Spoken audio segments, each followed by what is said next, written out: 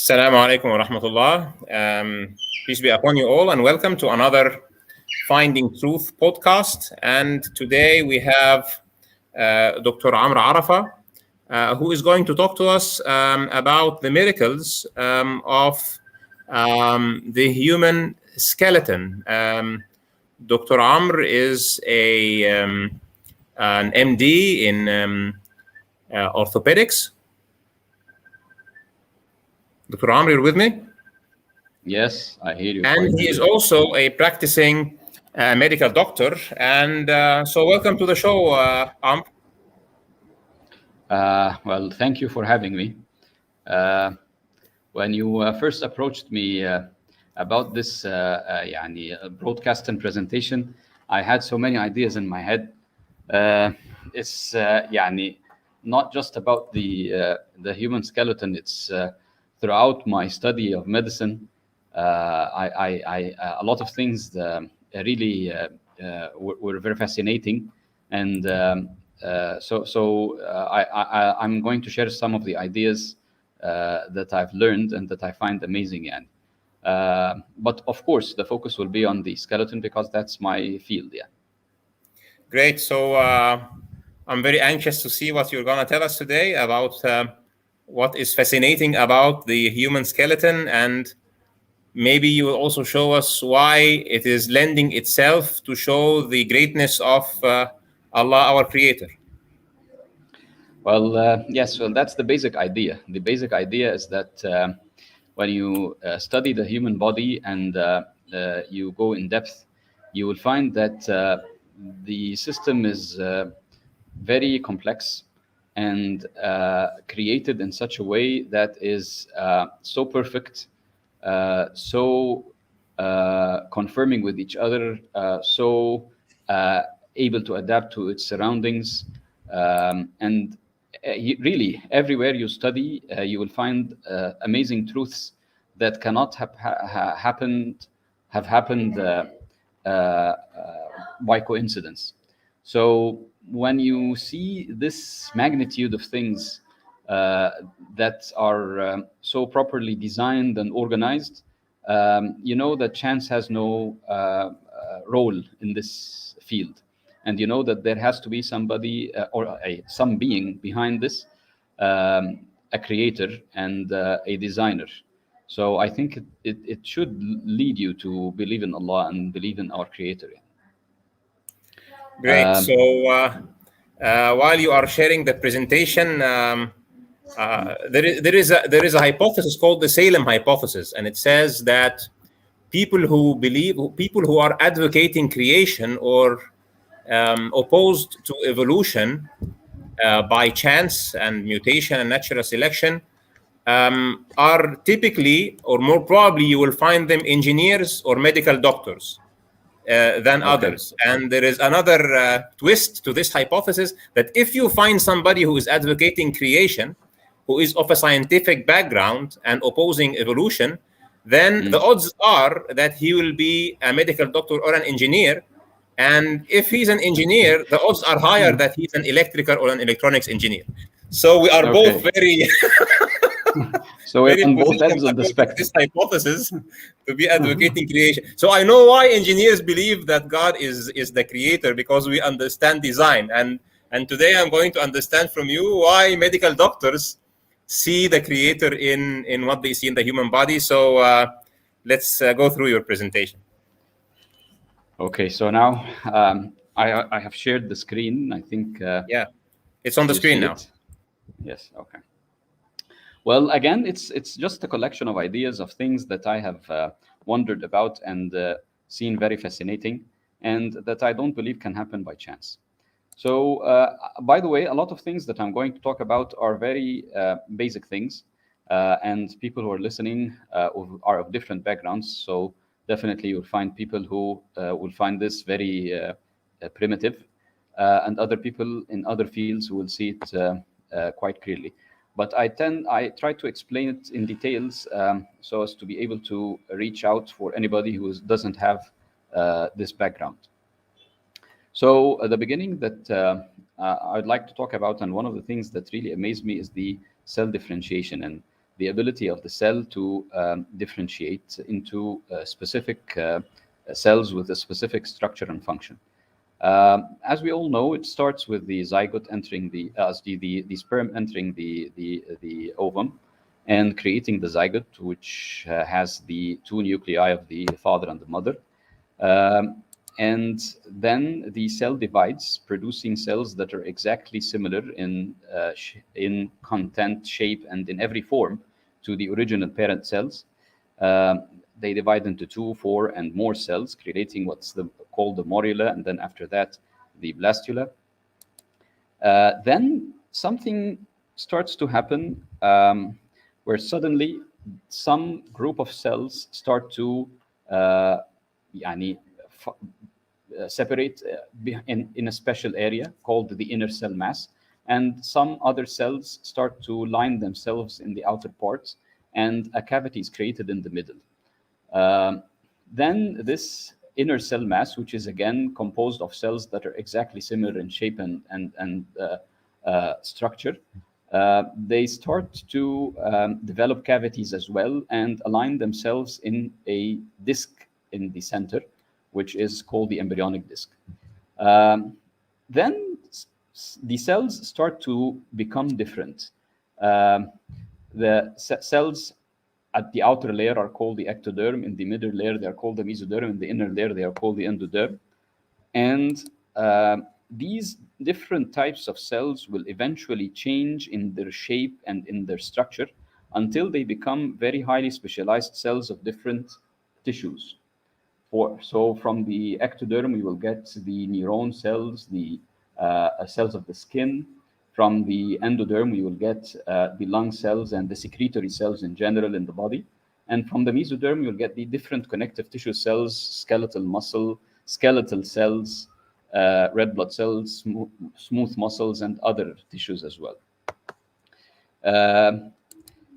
Then the wonder does not stop there. This disc starts to fold in a specific way where a head part starts to be formed, a tail part starts to be formed, and eventually the heart starts to appear in this area.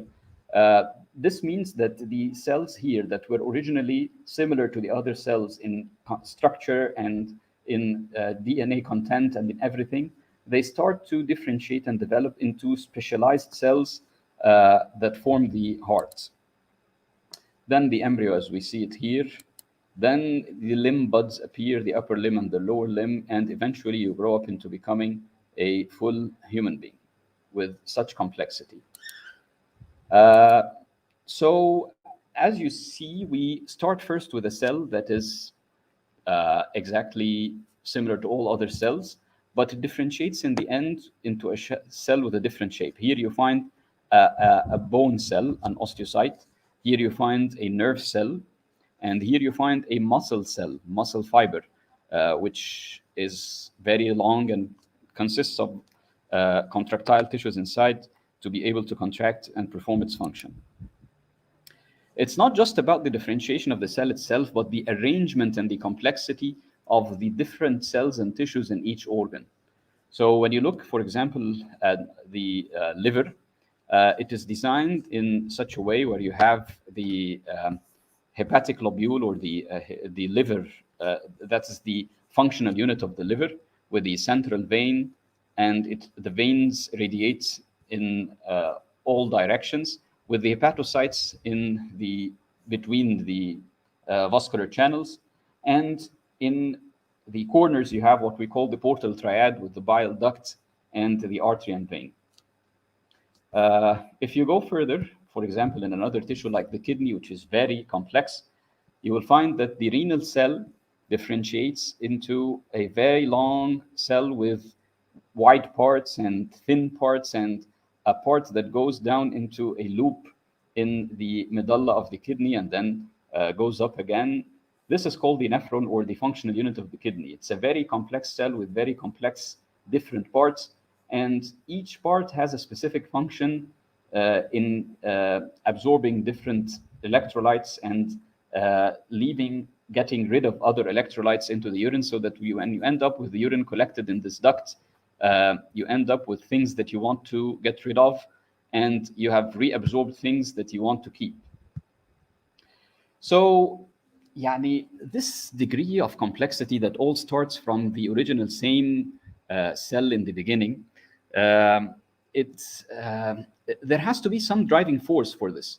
So you start with an undifferentiated cell and you end with a differentiated cell, and a cell that is performing a specific function in a specific organ.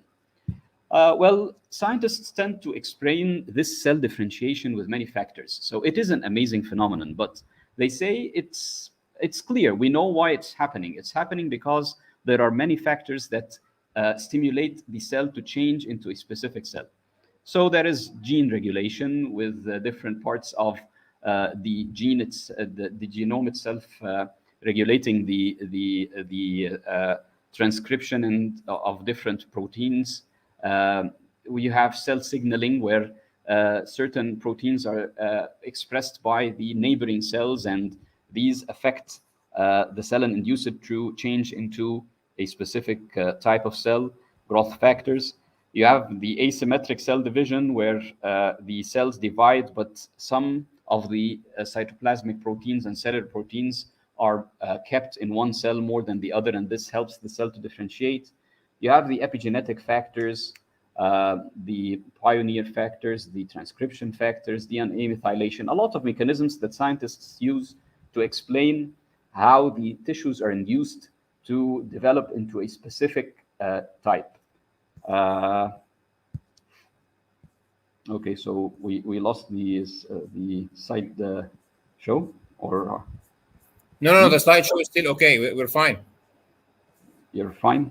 Okay. The slideshow is still working. Yeah, you're just fine. Okay. I have a question for you here. If you're done with this part, so I'm not sure if these are actually they are explanations for how this is led to happen, but it is not an explanation for why it happens. So, for example, if you have one cell, which is this initial composite cell of the sperm and the ovum, and it has the same DNA, then at the end of the day, the question is that we have this one program in the DNA of the zygote, and then we have another program on top of it that will tell the original problem, which part of the program should be switched on and which part of the program should be switched off. Yeah, so at the end of the day, my understanding is that a brain cell and a liver cell and a muscle cell all have exactly the same DNA if you look into the nucleus. Yes. But at the end of the day... But different parts of the DNA are expressed. And why different parts of the DNA are expressed? It's because of all of these factors that control the differentiation. Yes, so this is to me amazing. So I'm imagining, for example, that I have a car, and the chair that I'm sitting on inside the car, and the motor of the car. So when we try to do it, we make, for example, the chair from leather, and the motor has different metal alloys. Yes. But the amazing thing is that in the human body, it's the same, let's say, the same hydrocarbons, or the same carbon and hydrogen and oxygen, and the same genetic material. But this cell will look like a chair, and this one will look like a motor, and this one will look like a shaft, and this one will look like glass. And it's completely amazing. It is exactly the case, and it is amazing. And what I actually, this slide, which simply has no meaning, I think, but it's simply, I'm trying to explain that even that is still an amazing fact that such an undifferentiated cell has developed into a differentiated cell. And even if we try to find some explanations on how this process occurs, it does not lessen the process being a miracle or an amazing process. In fact, the more we find, the more we understand that the system is so complex, and that such complexity cannot happen unless there is a designer who is leading the way and designing this complex system that transforms such a cell from being undifferentiated into differentiated. This slide here is simply, for example, if I'm giving an example of a person who was visiting the pyramids in Egypt, and then after that 4 hours later, he's seen on top of the Burj Khalifa in Dubai. So this is the scientific fact that we have seen. Somebody was in a certain place, and then he's in another completely a different place. And it seems to be an amazing fact. Then scientists would attempt to explain this and tell you, well, it's not so amazing. We found the answer. The person has been transferred there from one place to the other by an aeroplane. There is something called an aeroplane. So it's not an amazing fact anymore. He's been transferred. Well, actually, you will ask the question, but how come there is such an amazing aeroplane being designed and able to transfer this person from one place to the other? And how can it fly? How can he be carried through the air? So the scientists study further and say, well, this is because the wings are specially created in a way to to have airlift. The tail is specially created in a way to be able to navigate. And so they discover more and more of the complex systems of how the process is being done.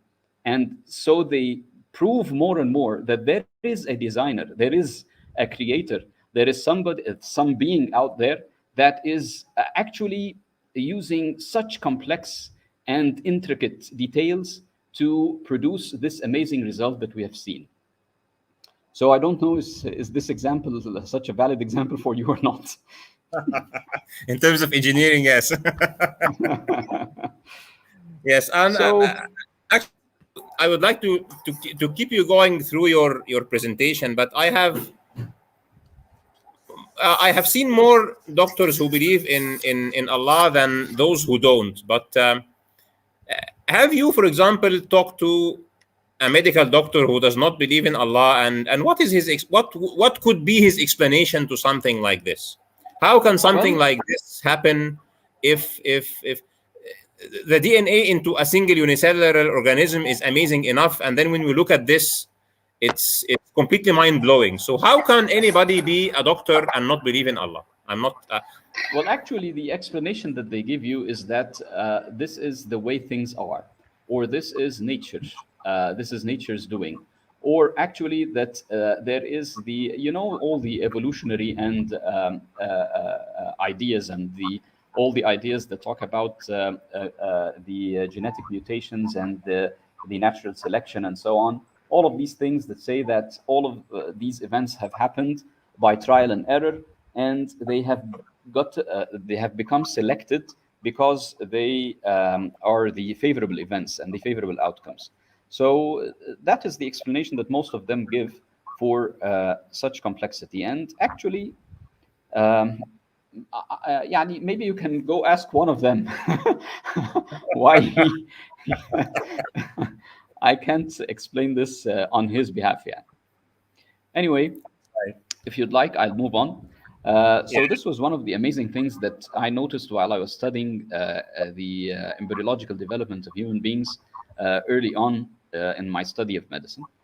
The other thing that is really amazing is I have a little comment here from one of the viewers. Okay. So is our channel friend, Mr. Peguero. I hope I'm pronouncing that correctly. And he's quoting, I think this is part of the Hebrew Bible. And the translation is, as you do not know the way of the wind. And it's amazing you're giving an example with the airplane, okay? Or how the bones grow in the womb of her who is with child. Likewise, you do not know the work of God who has made everything. And it's actually reminding me of something in the Quran. And then he says also, praise be to Allah. So he's a Christian friend. And he also says wonderful programming. So thank you, Kaunex. And let's go ahead. Okay. Well, the other thing that has amazed me throughout my studies is the incredible design of the different systems in the body, and I'll be focusing more on the skeletal system because that's the one that I've studied in detail, and it's how it is adapted to the function that it should be performing. So let's first take a small look, and it's a very complex look on the foot. As you see in the slide, the foot is a very complex structure anatomically. It is not composed of one single bone. It is actually composed of many bones. I think they are 20. I don't know the exact number actually. I'm not so good with numbers, but you have this is the bone on the top here, and then after that, this is the calcaneus or the heel bone that touches the ground. Then you have here 5 bones, one called the navicular, the cuboid, and 3 other bones. Then 5 metatarsals, and then the toes, each with 3 phalanges in the lesser toes and 2 phalanges in the big toe. This actual design here, if you look, you will find that the shape of each bone is created in such a specific way so that when the bones are joined together and they articulate together, they create an overall shape with an arch. As you see, we have, if we look from this side, this is the outer side, there is an arch. If we look from the inner side, there is actually a higher arch here. And if we look again from below, but this one is actually looking from above, then we have a transverse arch at the level of the forefoot or the front of the foot. From this amazing design, creating the arches of the foot, makes the person while standing bearing weight only on actually 3 points. The heel point is the point which carries most of the weight, or actually half of the weight during stance, and then the point of the lesser toe and the point of the big toe. These are actually the main points that are touching the ground, as well as the lateral edge of the foot, as you see in any footprint. This amazing design in the foot is very important and plays a very important function during the walking, what we call the gait cycle. The gait cycle. So before we go to the walking, if somebody is just standing still, it's as if you are standing on 2 tripods. Yes. Exactly. Because this immediately, because this immediately caught my attention, because if you want to have something in terms of engineering or mechanics balanced, then the best thing is to put it on a tripod. And that's why, for example, people in photography or surveying, etc., they would have their cameras sitting on a tripod, because then it will give them the maximum stability, because there will be always a third one that balances the other 2, and you can have this thing. And the other thing that caught my attention also is the arching, because typically in civil engineering, if you have something that is bearing plenty of weight, you create an arch. You create an arch rather than being flat. This is correct. This is perfectly correct, to be able to transmit the forces better. Yes. So when you have, for example, a wall and you want to open a door in the wall, and the ancient architecture, you will always find them using arches, because then they did not have the steel or the reinforced concrete slabs that can be put, horizontally and carry. So you create the arch, and the arch will absorb the forces and put them nicely to the sides of the door or the window. So this is like the arch takes the weight, and it conveys it to the tripod in whether in this plane, the vertical or the horizontal plane. And it's the first time for me to notice that even in the fingers there is another arch. So it's it's amazing. SubhanAllah. I will get to the hand in just a few moments. But actually, more about the foot. If you look at the walking cycle or the gait cycle, it is in itself amazing, really amazing, at the complexity of the different muscles and the interaction between the different joints that are all moving in unison and performing very, very complex functions to just be able to make one single step. If I have a fast explanation, we tend to describe the cycle in reference to a single limb. For example, this limb. It begins when the limb touches the ground, and we usually touch the ground by the heel. So it is called the heel strike. This is the forward limb, and it is called the heel strike. Then gradually the ankle settles down, and the whole foot reaches the ground. And at the same moment, the other limb lifts off the ground, as you see. So this is called the stance phase, or the phase where the foot is touching the ground. Then after that, as the whole body moves and is propelled forwards, the same limb that we're talking about now, the heel starts to lift off the ground, and eventually the last part that leaves the ground is the toes. Once the toes leave the ground, the other limb is now supporting the body weight, and this limb goes into what we call the swing phase. It is where the knee is flexed to carry the limb forwards and then reach the same heel strike at the end of the cycle. And the cycle repeats itself. So there are periods where we call the double support, where the weight is transmitted on both limbs, and the period called the single support, where the weight is carried only on one single limb while the other limb is moving forwards. If you look at the functions of the foot during this cycle, you will find that the foot needs to have two completely opposite functions. First, it has to have an ability to absorb the force once it strikes the ground. So you cannot suffer a problem with a fracture, maybe, or with every single step. You have to have a mechanism that absorbs the weight and the energy when you strike the ground. Then you have to have the foot being flexible and supple so that it can take the shape of the ground.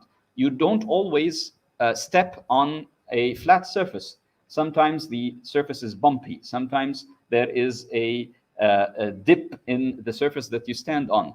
So the foot has to be able to adapt to the shape of the ground on which you step.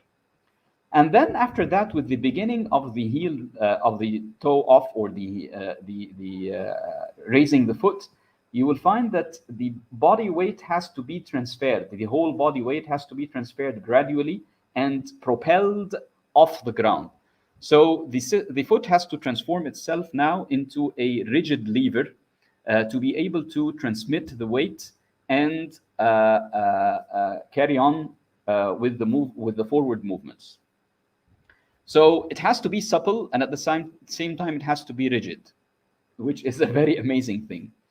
So if we go back to the slide where we look at the bones of the foot and the joints of the foot, you will find that they are arranged in such a way so that when the heel is actually moving out of the body, taking a valgus movement that we call a valgus movement, the joints of the middle part of the foot are unlocked, and the foot is supple, and it can the shape of the foot can change.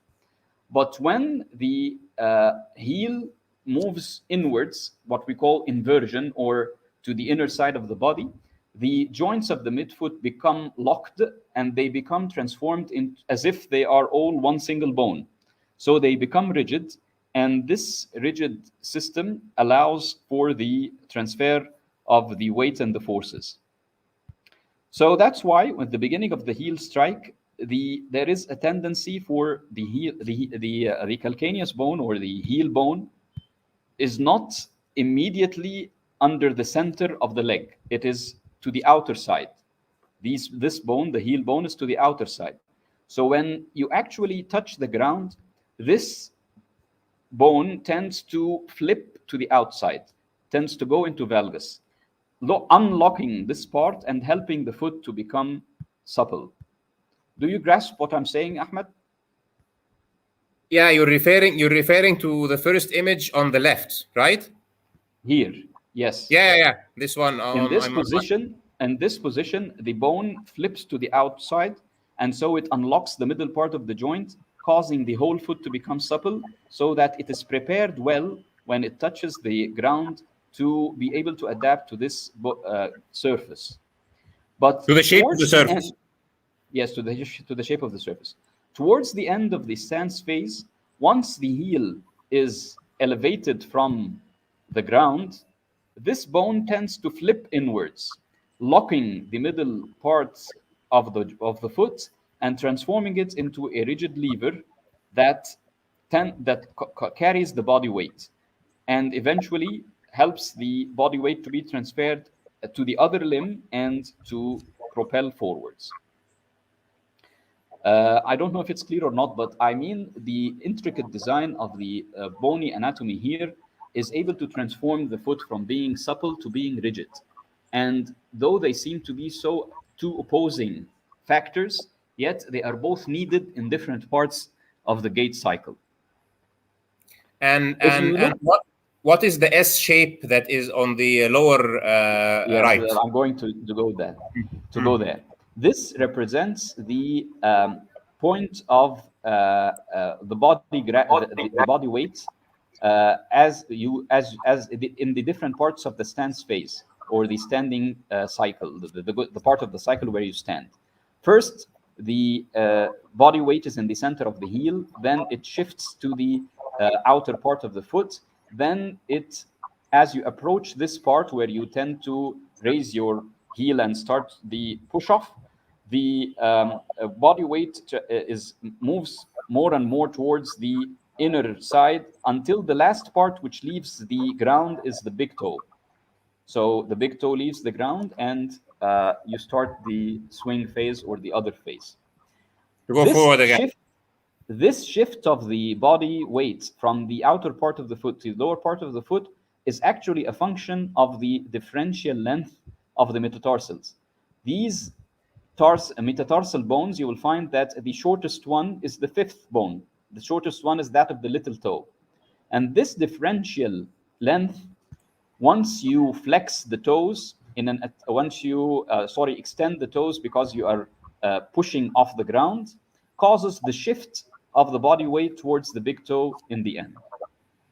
All of this helps in. You mean that the fact that the smaller toe in the case of the foot, it's not like that in the hand, but it's in the case of the foot, the lower toe is shorter. So this it causes the foot to move the weight to the bigger toe, which remains in contact with the ground. And does this explain if somebody has his fingers, his toes with the same length, I think he will have a hard time walking, right? Yes, he will lose balance.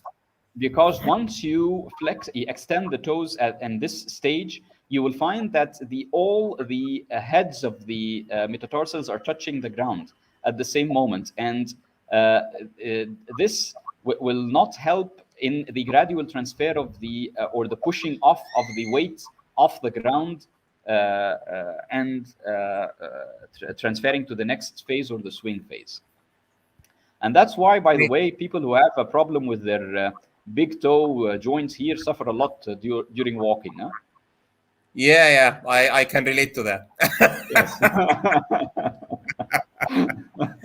So actually, the gradual change in the length of the toes is exactly ideal to the bipedal movement of the human being. Yes, we call it the metatarsal break. That's what we call it. Yes, and then it also explains why if somebody is wearing like a shoe that is, for example, one piece or made of wood or something, and his foot cannot flex with it, he will have very hard time to actually walk comfortably. Yes, you will have to start using the knee to elevate the whole foot off the ground, and the energy expenditure or the energy that you will use to actually perform the step will be much, much, much higher and much more troublesome for you than if you were walking barefoot. And actually, it also explains why more and more modern materials are used today in terms of engineering the shoes, especially the ones that are used for sports or for walking or for jogging, to the extent that the sole of the shoe, the more flexible and the more it gives the foot itself the opportunity to express its movements and its flexibility more freely, the more the person feels more comfortable and does not have pains or problems while moving. Yes, of course. While the old style, very hard sole will cause problems with the knees, etc. Yeah, simply it will make you trip over. You have noticed that when somebody wears, for example, a hard boot or something, he trips over. Why is he tripping over? Because the transfer of weights is not balanced. So simply he just falls he tends to fall. Yeah, it also explains why in the army we used to make this mechanical movement, which looks compatible with the very hard soles that we. Yeah. But if you are really in the battlefield, you do not wear those things. You wear things that are more dynamic. Yes. Yeah. Well, that's maybe some of the that's يعني I'm just trying to get a glimpse of different things. But moving on to, for example, the hip. The hip is designed in such a way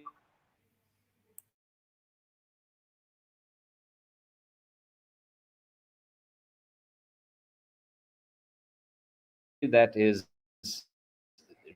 really magnificent. The ball moves inside the socket, and this ball is connected to the rest of the thigh bone. But I think if we you look lost at you. why this system is designed in We lost you just for like 10 seconds. So if you can start the hip again. Okay. Yeah. I'm saying that the hip is such a magnificent joint in its design to be able to perform the functions that we need. If you look at it simply, it's a ball. The ball is moving inside a socket, and this ball and socket is connected to, or this ball is connected to the rest of the thigh bone in this manner. Okay. The design in the form of a ball allows for different movements in different planes.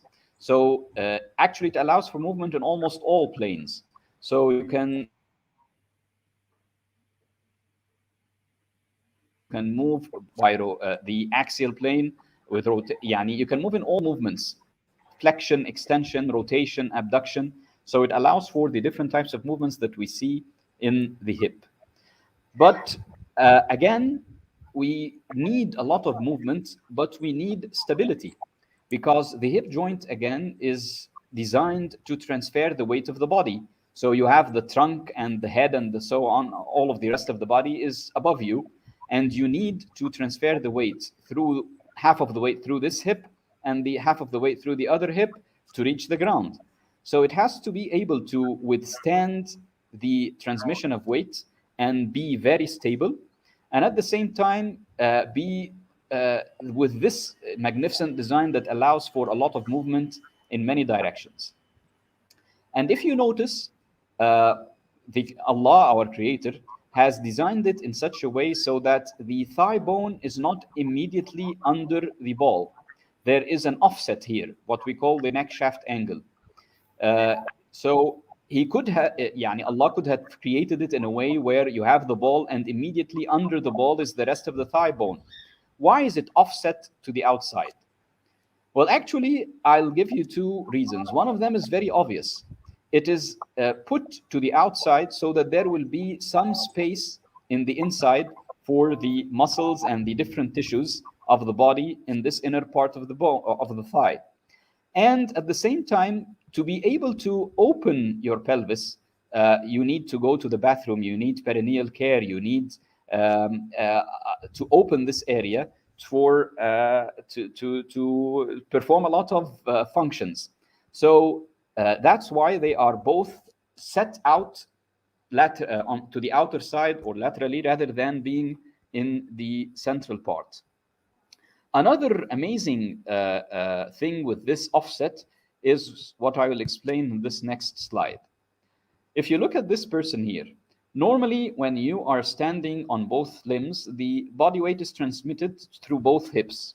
But when you elevate one limb, for example, while walking in the swing phase, actually the whole body weight on this side will make the pelvis drop. It's very clear. If there is nothing to counteract this force, this side will drop. Okay.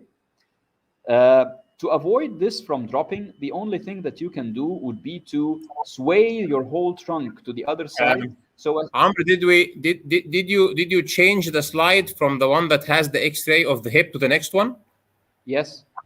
Because it didn't change on the screen. So maybe you can reshare the presentation, please. Okay, so I will stop sharing and reshare it again. Yes, please. Okay.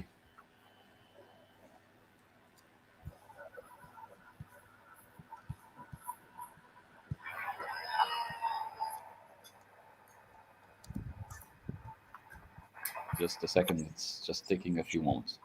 Sure.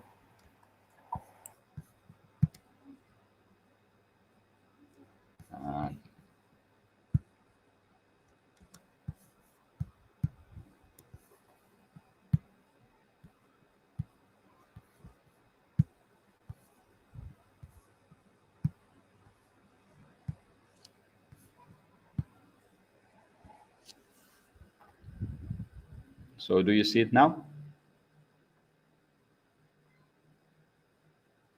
Are you with me, Ahmed? Yes, I am. So yeah, we're back again. So Okay. yeah. I was talking about the offset. Why the bone is designed so that the thigh bone is not immediately under the ball, but it is offset to the outside. So we talked about the opening up the pelvis and the need for functions to be performed and go to the bathroom and other things. And the other thing is what I'm talking about in this slide. So you see it now? Yes, I do. Okay. What I'm saying is that when somebody is standing on both of his feet, the body weight is transmitted through both feet, through both limbs. Yeah. But during walking or when you attempt to lift one foot off the ground, normally all of the half of the body weight in this area will cause the pelvis to drop because it is unsupported. That's clear? It's obvious. To avoid this and prevent this from happening, you would need to shift your trunk and your whole body to the supported side, to shift the center of gravity to just to lie above the standing limb and avoid this pelvis from dropping. But this actual shifting of the trunk to one side and to the other side, it is like, for example, if you have those little toys, and the toys do not have this intricate design, and if you try to make the toy stand on one leg, it will immediately fall. So you have actually to do what you are doing to shift it towards the supporting leg. So you're saying that this design makes this not necessary, right? Yes, it makes this not necessary, because otherwise you will be moving with while walking, while shifting your trunk to one side and then the other side, to one side and then the other side. This will exert an incredible amount of energy, and it is actually how the duck works, and the duck as the walks. It's called the waddling gait. Well, this can be prevented by this beautiful muscle here. This muscle is called the gluteus medius muscle, and it is one of the abductors of the hip, what we call the muscles that tend to shift or move and rotate the leg to the outside. Okay, so if I want to rotate this thigh bone to the outside, or this femur, we call it, to the outside, this muscle will contract. It will push this area upwards, and so the rotation which occurs at the hip joint will cause this bone to move to the outside. Okay? So it will automatically balance the body without having to swing left and right all the time. So if we go back to this slide, what is actually normally happening is that when this part is unsupported, this muscle here, which is the abductor muscle, contracts, and instead of moving the bone to the outside, it actually supports the pelvis. So it works not from its origin, but from its insertion. And this contracture here helps to support the pelvis and prevent it from falling on the other side. Actually, in the normal gait and in the normal person, when you lift your foot, you will find that the pelvis on the unsupported side rises higher than the other one, than the supported side. This is the normal. This is an abnormal thing that happens if you have weakness in this muscle. If this muscle is weak and not able to perform its function, the person starts to walk with this waddling gait. But if this muscle is strong and healthy, what normally happens is that the unsupported side of the pelvis rises upwards rather than falls. Amazing. Okay? It's amazing. And to be able to, for this small muscle here, to be able to carry and resist the half of the body weight. For example, if we talk about somebody who is 100 kilograms moving, and so this 50 kilograms will be falling on this side, and this muscle will have to generate a force that can counteract the effect of 50 kilograms, and not just counteract it, but lift the pelvis higher. To be able to perform this offset here is magnificent in creating an arm of resistance for this muscle. So you know, of course, that the magnitude of the force is equal to the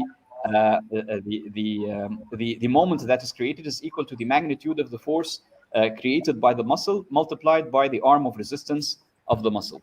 So the longer the arm of resistance, the more force that can be generated by the same muscle and the same length of the muscle and the same size of the muscle. So this offset here and the attachment of the muscle to the outer part of the bone on this side creates an arm of resistance that enables the muscle to generate a force that would counteract the effect of this body weight. It's amazing. So this little offset actually gives the opportunity for a smaller muscle to cause the balance of a larger body, and yes. This is definitely a design made by somebody who understands exactly what levers. Yeah, exactly. This is amazing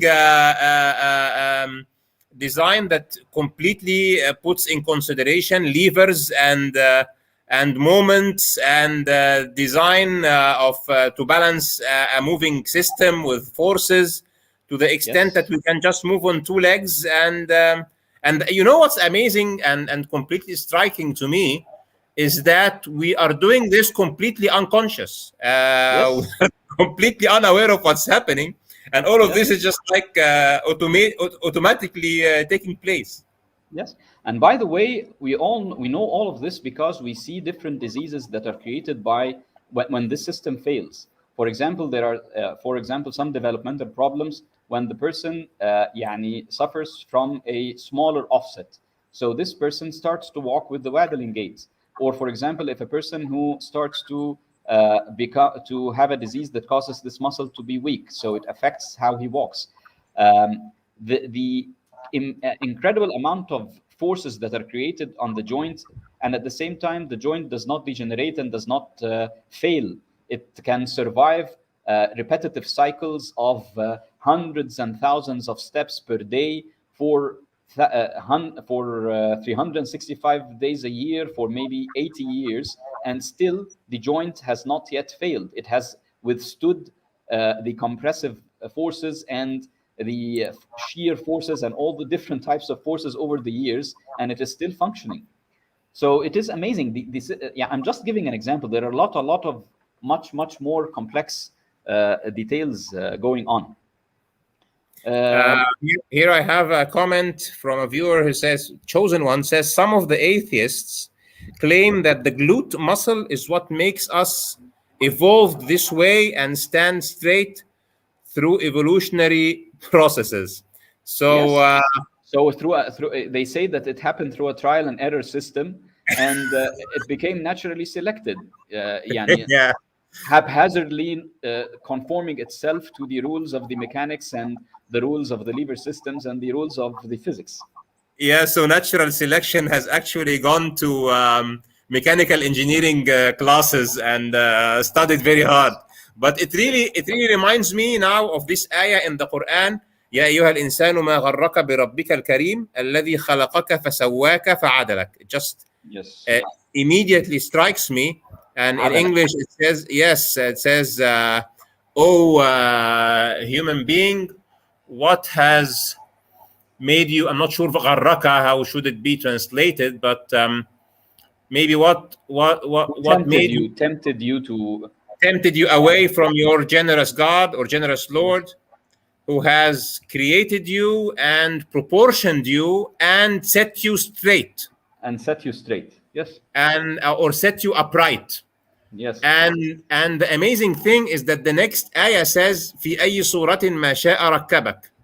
Yeah. in what image has he chosen to put you together? So he is referring to putting parts together that will be in harmony Eventually to make the you extent, upright. yes, that we are standing straight and upright. Yes. So Well, subhanallah, when we look at these marvelous things and we are pondering on their magnificence, and then we go back to the Quran, for example, or even to the earlier books, and we see that Allah subhanahu wa ta'ala has actually very specifically referenced them. yes. And even when you were talking about the toes, and it Yeah. also reminded me with the other ayah that says بَلَا قَادِرِينَ عَلَى أَن نُسَوِّيَ بَنَانَهُ. Yes. Maybe banan is refers more to the fingers of the hand, Well, but actually, I would have wished to add a presentation about the fingertips and the magnificent design of the fingertips to be able to adapt to their functions and their touch sensitivity and a lot of other things that make fingertips such an amazing creation that Allah would definitely have chosen to say in the ayah. قادرين على أن نسوي بنانه. But actually, I didn't include it in this slide. Maybe some other time. yes, In this presentation, I think. Let's proceed yeah, because there are a yeah, lot of other things that I want to share. excellent. This offset, as you see in the hip, is not just the only amazing thing about the design of the bone in this area. Actually, the bone is not just designed in this way. It is designed with an anterior or a forwards offset as well. If you look at this image, this is actually looking at the hip joint from above. And this is the foot down there. And this is the whole limb, as if we are looking at the joint from above. Wow, It's clear, huh? the leverage action is now very clear Yes. that it is yeah. So the system is designed not that the ball and the bone are immediately on the same plane. It is designed so that the ball is a bit in front of the rest of the bone. You understand me? And there is an angle between them that is normally about 15 degrees. This is an excessive angle, which is not normal, and it creates problems as well. But this designed angle of 15 degrees is very, very important. We call it the angle of antivergence. If you look at this hip here from the side, this bone is behind the head by 15 degrees. It's at a plane that is behind the head. Okay? Yes, okay. So this beautiful antivergent angle actually has many benefits. The first thing it does is that it causes more of the back of the head of the femur or the head of the hip to be covered by bone, and less of the front of the head to be covered by bone. Okay? This gives a lot of freedom for the front of the bone more than the back. And this is actually the movement that we need to be able to flex our hips to this degree. I can flex this joint from 0 up to 140 degrees of flexion, like this person here. He is moving it from 0 to 140 degrees of flexion. So there has to be a clear area in front that would not cause the bones to block and lock against each other. Okay? Absolutely. Yes. In Yes. contrast, when we attempt to move our limb backwards, the movement is limited. We can do it only for 20 to 30 degrees. We cannot do it to this incredible degree of flexion. And this is very consistent with the fact that we are actually focused on looking in front of us and manipulating things in front of us, and Yes, maybe we are playing using the football limb. and This limb is being flexed all the time. The hip is being flexed all the time in order to sit on the ground, in order to, even during the movement and of the gait cycle, the first step in moving the limb forward is to flex the limb forward. So this flexion movement is much, much more important and has to be cleared than the extension movement. So this is one of the uses of the antivergent, or one of the uses of this angle. Another magnificent use is When this part of the bone is more covered, it means that the bone can resist, is more stable behind than in front. And it can resist forces that are transmitted, yani when forces come from the front, it is more prepared to resist these forces and avoid being dislocated or avoid being taken out of its socket. And actually, 90% of the forces that attempt to destabilize this hip and attempt to dislocate it come from the front. For example, when somebody is sitting and he crashes into the dashboard, this movement is actually moving the hip and striking it backwards. All of the falls that we fall to the ground, when we fall with the hip flexed in 90 degrees position. And this flexion means that the whole of the effect of the fall will be transmitted through the bone to the hip and will attempt to dislocate the hip backwards.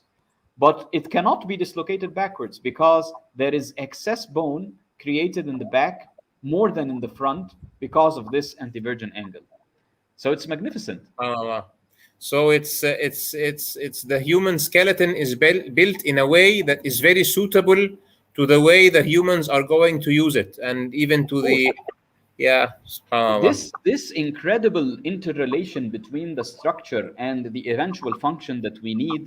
There has to be a designer, there has to be a background thinker who designed this to be able to achieve this. You cannot achieve a goal without planning to reach that goal. It's very obvious. It's very obvious. It's very obvious for those who have eyes that can see and ears that can hear. The other beautiful thing about the antivergent, again, is this simple slide. In this slide, we are seeing the hip from the side. And so this is the thigh bone. This is the ball or the head of the femur. And this is the angle that we are talking about. The head is on a plane that is a bit forward or anterior in relation to the rest of the bone. And this is the rest of the pelvis. This is the sacrum or the backwards part of the pelvis. And this is the front of the body. When we stand, this design causes the gravity line to pass behind the center of rotation of the head. It does not pass through the center of rotation. It passes behind the center of rotation of the head. So actually, while we are standing, there is a normal extension force caused by the body weight that is keeping the hip upright, that is keeping the hip extended. We don't have to use any of the muscles that are here to extend the hip by active force. It is simply designed in a way so that while we stand, our body weight will perform and exert an extension power, an extension moment on the joint, keeping it in the extended and upright position, so that we eventually can stand like this. So it's again فسواك فعدلك. So while we're standing comfortably, and the hip takes the position that is upright automatically because of the shift between the line of the center of mass of the body and the center of the joint itself. The position of the center of the joint itself. And this shift is created by the antivergent angle created in the design of the upper part of the bone, the upper part of the thigh bone or the upper part of the femur. So it's really beautiful. Amazing, subhanAllah. Okay. Again, it relates to the same ayah, and it's subhanAllah. Yeah. We can move forward. By the way, if you're out of breath or you need to relax, just tell me.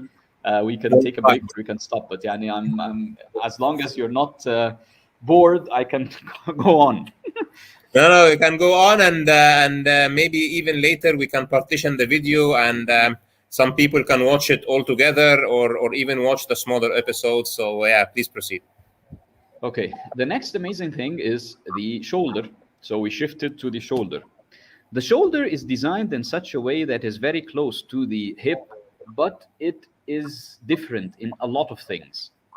Well, the first thing is that the hip is designed so that the ball is covered by bone almost completely. So, or there is, as we say, that the socket is 3/5 of the sphere that will cover the head. On the other hand, in the shoulder is designed so that the socket is only 1/5 of the total diameter of the or of the total circumference of the head of the humerus, or the head of the arm bone. This difference is very crucial because we need two different things here. The hip has to be mobile and have movements in different directions, but it has to carry the body weight and has to be extremely stable. On the other hand, the shoulder has to be completely mobile, even more mobile than the hip, and be able to move a lot of movements. And at the same time, it is not transmitting any body weight at all. It transmits the weight of the things that we lift and the weight of the arm itself, but it does not transmit the rest of the body weight. And if you see here, there is no offset. The bone is immediately under the ball. So this slide makes it clear. This is the shoulder, this is the hip. The hip is the socket is almost covering the bone, but here the socket is only covering part of the bone. And this gives the shoulder tremendous range of movement that can be moved in all directions, and this is not available in the hip. This is called the circumduction movement. You can actually move your arm backwards completely and then move it upwards and then backwards and to the front and to the side. You can move it in 360 directions in all different planes. And this is very crucial to be able to place your hand at any desired plane away from your body, to be able to handle and grasp the thing that you want to carry or the thing that you want to reach. So this magnificent ability to move the shoulder in all directions is created by the design that allows this ball to move without being blocked by the articulating bone on the other side.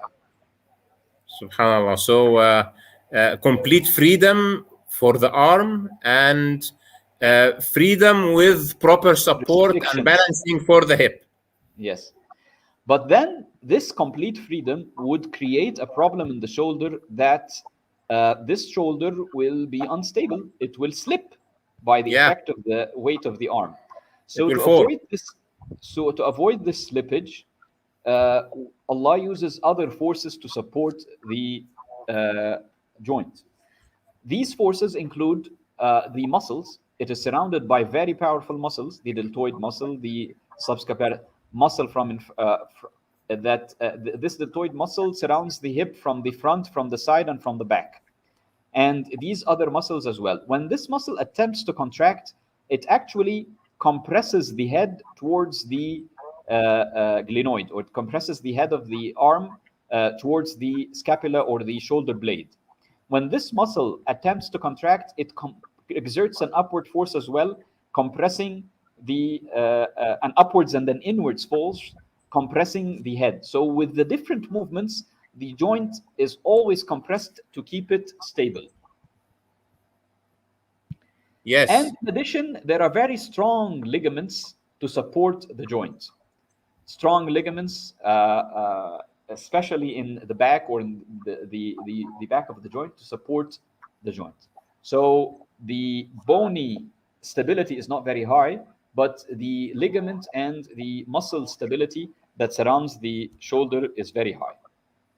So there in the hip we had this muscle that does the balancing exactly where it should be, and the shoulder is like it's completely wrapped with muscles all around it, so that it's well supported and it can still give all the possible contractions that will make the very large field of motion possible.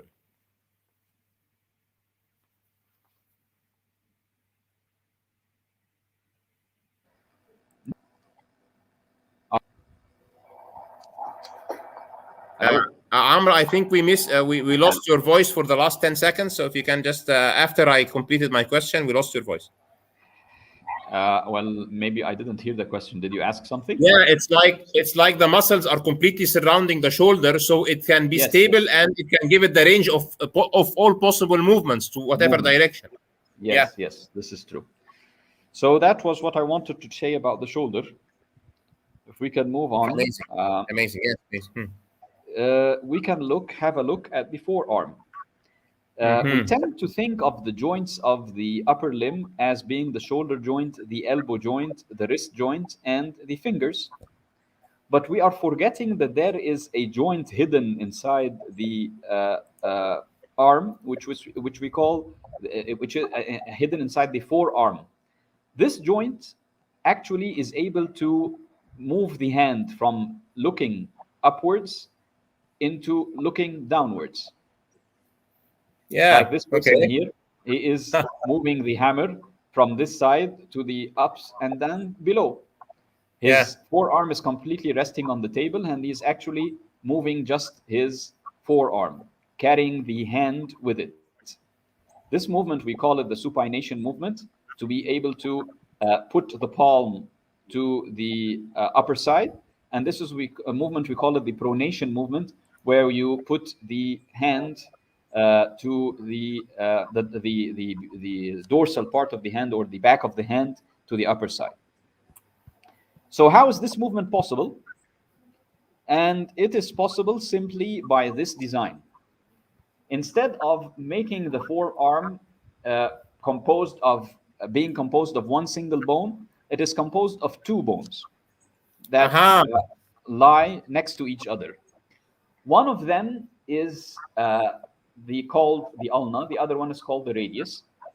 In the near the hand, this radius, or this bone, is very big, and it is actually carrying most of the wrist joint bones and the rest of the hand with it. And near the elbow, this bone, which is the ulna, is the bigger one, and it is mainly the one which is causing the movements at the elbow with flexion and extension. So that one of them remains constant and acts as an axis, and the other one rotates around it in this direction, as you see. So here, the two bones are next to each other. Here, the radius rotates on top of the axial ulna, carrying with it the hand to be able to flip it from the palm side to the dorsal side. So you see it? Wow, subhanallah, yani, amazing. I didn't think before about why we have those two bones instead of one, but yani, the way you explain it, it's totally they rotate with each other to cause this possibility of flipping the hand. I don't think we have this. We don't have the same ability in the legs, right? No, we don't have the same ability in the legs. And that's why in the legs, though the design is again two bones, but one of them is the main bone and the other one is just a small structure on the side. It's mainly for muscle attachment and for other things, but it is not allow for the rotation. It does not allow for rotation. Yeah. There is minimal rotation, by the way, but it's not very significant. Yeah. But the thing is, because we have our eyes in the front of our face, typically, if you want to rotate your foot, you will rotate your body, so you don't really need to be walking backwards while looking forward. So actually, you don't want to walk backwards while looking forwards. You absolutely. So it makes complete sense that you want to have maximum manipulation in your arms, but you want to be directing your foot to the direction where you are looking, and also to have all the coherence with the mechanics of the movement that you described during walking. Yes. So the whole design of the upper limb is about giving absolute freedom and ability for the hand to reach anywhere in a proper position to grasp and move and function. Whereas the whole concept of design for the lower limb is to be able to carry weight and to propel the body forwards during walking and other activities of walking and running and climbing and so on. So it is a different concept of design, But and so it leads to a lot of different structural design parts differences again in the design as you see. And Amazing. for this movement to occur, this is the bone anatomy, but you have to have muscles to be able to perform this rotation. So you have a muscle that is attached on the outer side of this bone, and it rotates and flips around the other bone to get inserted on the inner side of this other bone. So that when the muscle contracts, it creates a rotational force or a torsional force that would that would move the radius with it into supination and pronation. Okay. I'm sorry, I said the muscle itself is inserted in a way so that its movement, its contraction will cause this flipping. It starts from the inner bone behind the other outer bone.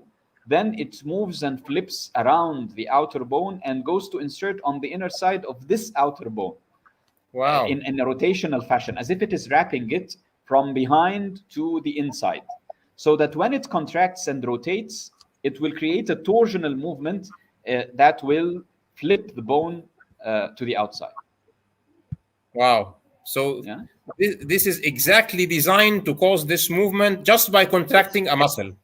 Yes, all movements in the body are done by contracting muscles. Yeah, this is. But yeah, I mean, just so this one, designed, just this one muscle just contracts, and you just you rotate your arm. It's it's a very powerful design, so that just one simple contraction will give you the exact movement that you want. By the way, this supination movement is caused by this muscle, which we call the supinator muscle, and it is also caused by the biceps. You know, the bi muscle that we all are so proud of. It is also a supinator muscle as well. Wow! So now I'm putting my other hand on the biceps and trying it, and then. Okay. All right. Great. Moving on to such an amazing mechanical concept that we will see here, which is the pulley system in the human body. There are some pulleys in the human body that are designed to make the system much more mechanically efficient. As you see here, we are looking at the thigh muscle, which is the quadriceps muscle, or the quads. It is called the quads because it is composed of 4 heads, one side here, one side there, one here, and one deeper to it. So these 4 muscles, they all end up into forming one tendon, which is called the quadriceps tendon here. This quadriceps tendon inserts into a bone that is just hanging in space in this area, called the patella. And then out of the patella comes a ligament that inserts from the patella into the design here. So the quadriceps muscle ends up in a tendon called the quadriceps tendon that inserts into the patella, and the patella is attached to a tendon, or a ligament actually, that is attached to the leg bone or the tibia. So it is as if this patella, or this bone which is hanging in space, is completely engulfed inside the tendon of the quadriceps muscle. Okay? Wow. This amazing design, as you see here, this is a side view. So this was a front view of the system, and this is a side view of the system.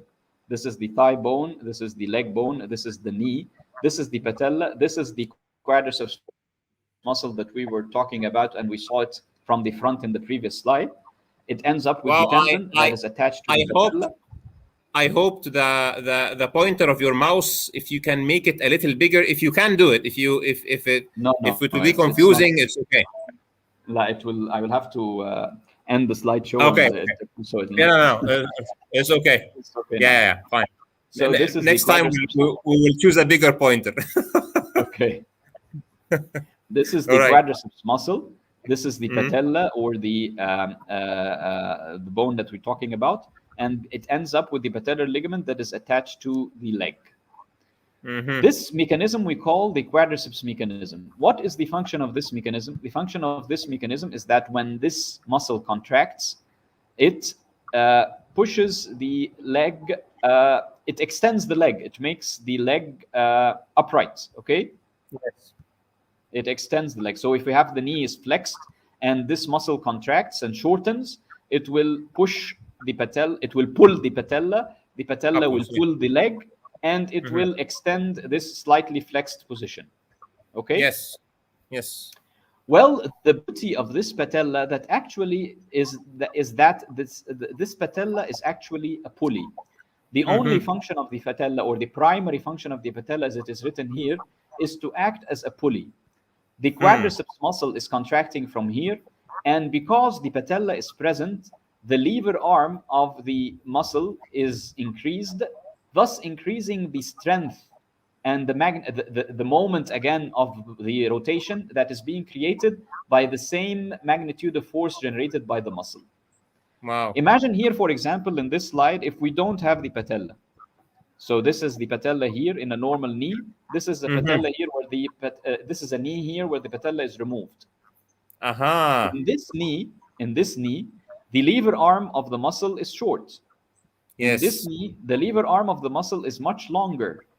So this creates an advantage for the quadriceps muscle to be able to generate immense force that will extend the leg and keep the person standing upright. Wow. Okay.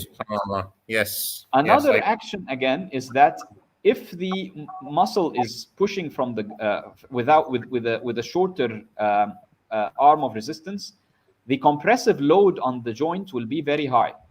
But when the insertion of the muscle and the pull or the line of pull of the muscle is moved a bit forward, less compressive forces are created on the joint than if this was not present. So again, the wear and tear that happens in the joint is much less. Wow. Okay. So if somebody loses his patella, he will really have hard time walking and standing upright, right?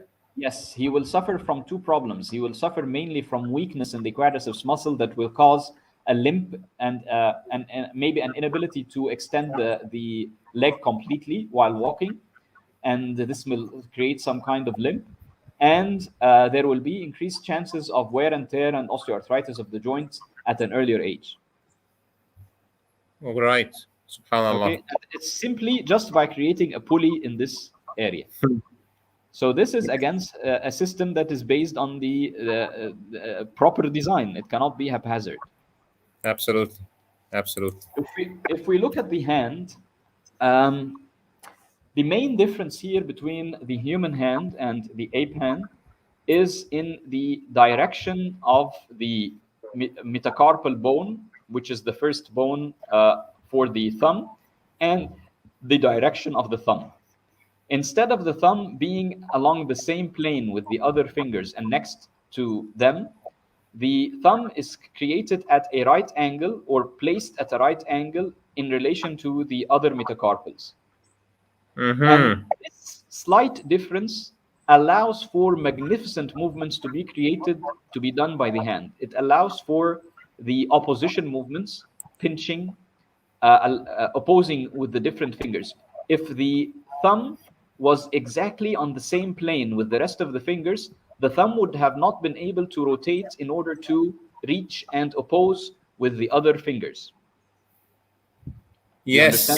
And this allows us to write and to draw and it allows us to do everything. Actually, it allows us to use this pinching hand or pinching grip to do whatever, to write, to do many of my fine movements like holding a key, for example, and so on. It allows us to create the hand grip to be able to put large objects inside the hand, small objects inside the hand. The hand itself, the skin of the hand is not smooth, it is corrugated, and this creates friction that prevents the slipping of things. For example, if you find somebody who has disease where there is excessive sweating of the hand, the grip of this person will be much less. You won't be able to hold things like a normal person would. Yes, absolutely. So there is in every single detail there is a concept behind this detail. It is not haphazard. It has not happened by chance.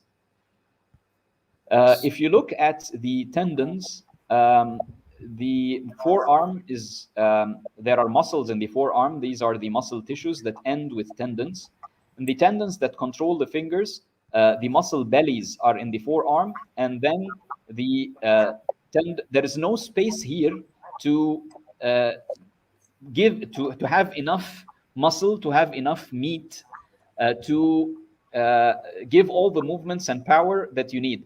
The grip of the human being is very powerful. You can hold 50 kilograms in your hand. So you have to be able to create a force that is tremendous to be able to continue that grip. So Yes. the thickness and size of the muscles, there is no space to be placed distally. They are placed proximally. They are placed more where there is a space.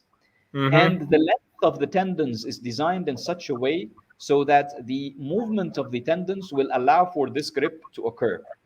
There is just enough length to reach the tip of the finger, and to when the finger contracts, to shorten, to if there is excess length, it will be weak.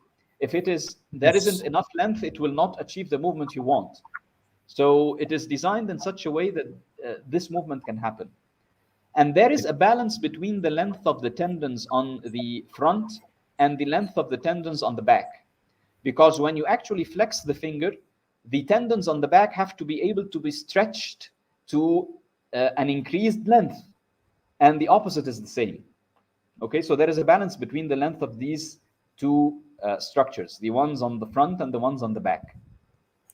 And I was always wondering, how come the fingers, if you are carrying, for example, dumbbells in your hand, how come the fingers can actually support the weight of an item that is 30 or 20 or 30 kilograms? Just the fingers. Is this what the pulleys are doing? Well, yes, that's what I'm going to tell you about now. When the tendon enters into the finger, it is surrounded by a sheath or a covering that is called the fibrous sheath. It is made of fibrous material, and this fibrous sheath that is extending throughout the finger is reinforced in special areas, and it is deficient in special areas.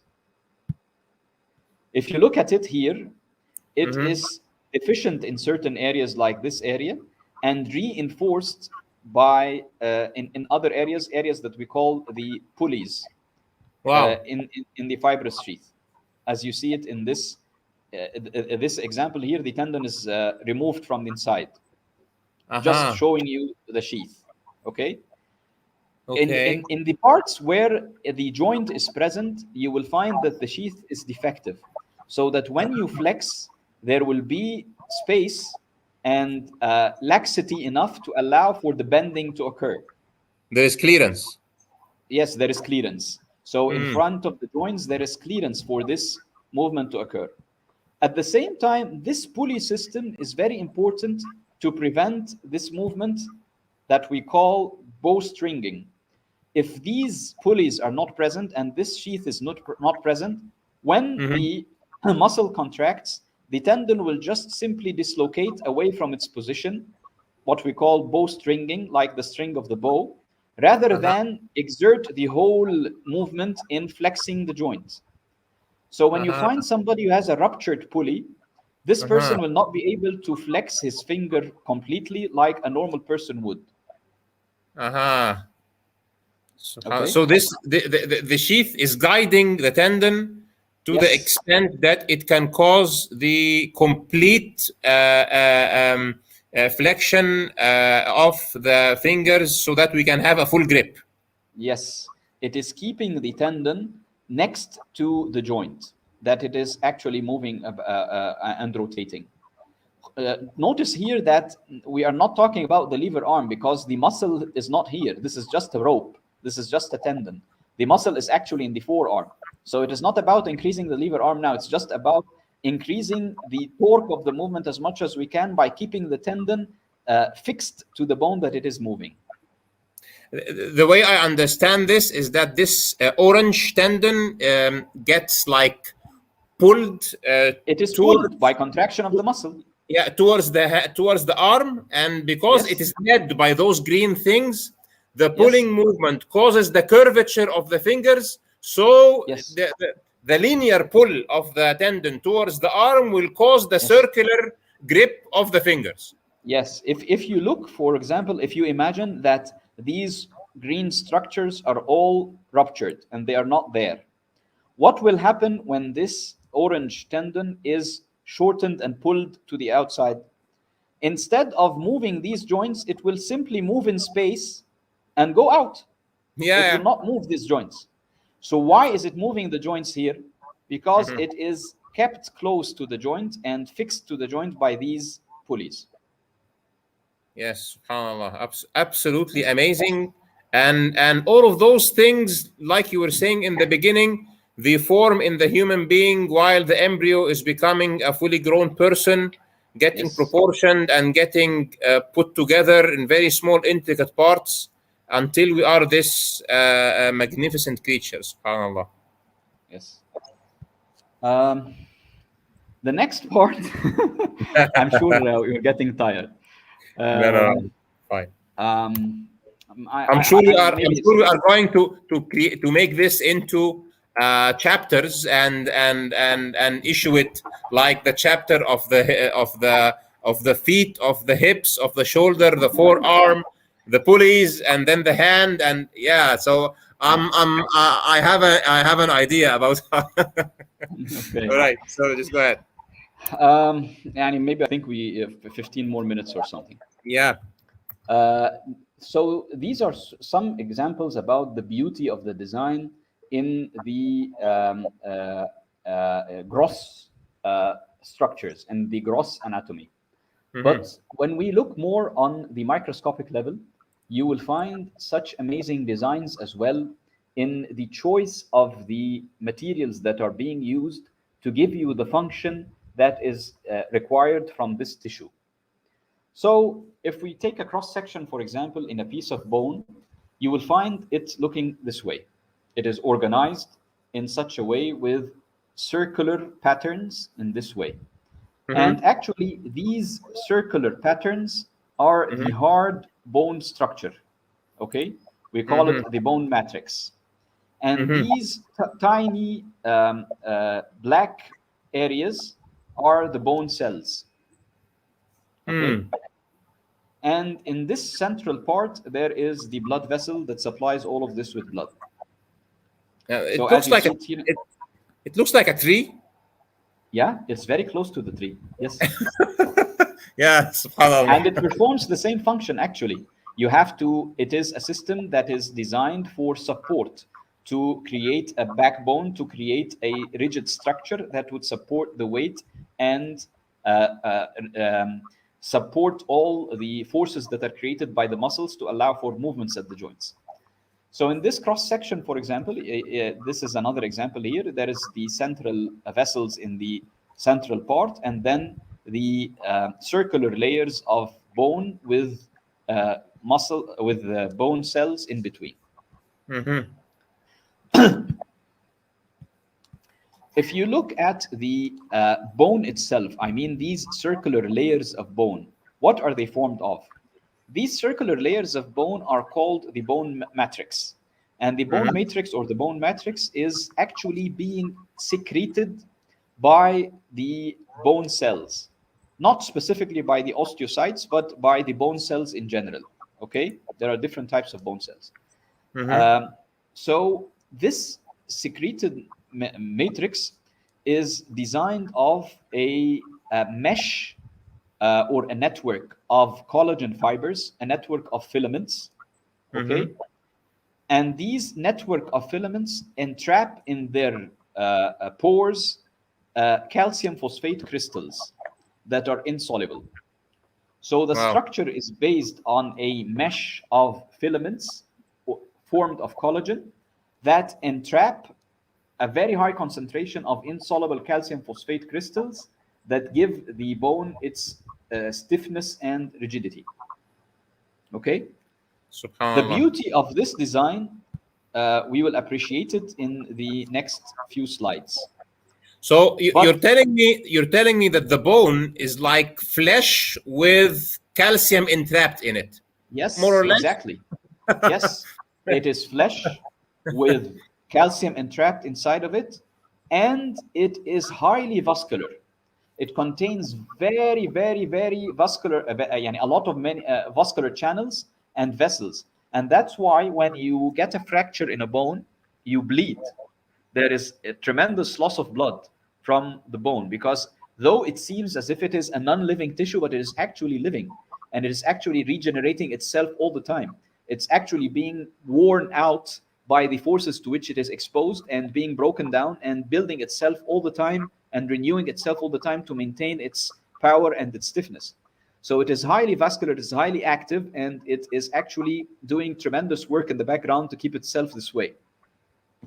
Subhanallah, I'm thinking of, for example, when engineers build pillars for a house, and the pillar is just concrete, it's just solid, and then you do not have access to the interior. But God's creation is that even this bone that looks to us like a rock or like a solid thing is essentially flesh, and it can repair itself, and it's in continuous replacement of itself, so it can carry our weight and absorb shocks and fix fractures, and it's amazing.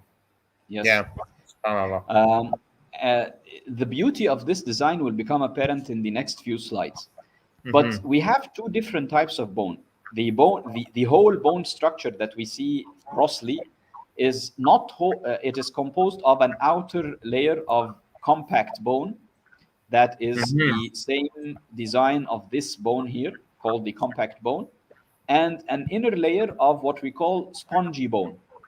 This is bone again, but the density of the bone tissue is not very condensed, and the design of the collagen direction and so on. By the way, in this slide, these collagen fibers are not a network of fibers that are placed haphazardly. They are all directed parallel to each other in response to the line of stress to which the bone is exposed. As you see here, they are all in this direction. They are not transverse. They are all moving in a longitudinal direction next to each other. You understand? So they are arranged again in a certain specific manner. They are not haphazard. They are not interlacing in all directions. In spongy bone or the trabecular bone, the arrangement of the column is different, and the bone is much less dense. And this design here is marvelous because you need strength to withstand the stresses, and at the same time you need the bone to be light. Otherwise, you would have created a very heavy structure that in itself will. Amr, we have some problems with the audio, so maybe if we have a moment of silence, then the line can recover. Okay.